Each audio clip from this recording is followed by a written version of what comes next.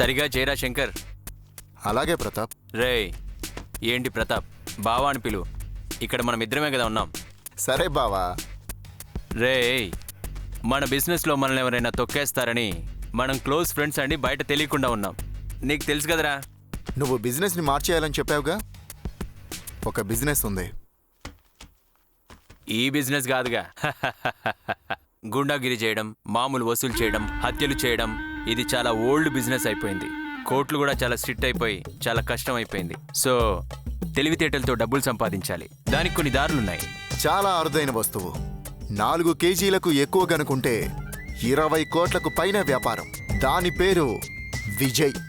So మీకు ఇవ్వాల్సిన షేర్కి 2 ఎక్కువగా ఇస్తున్నాం.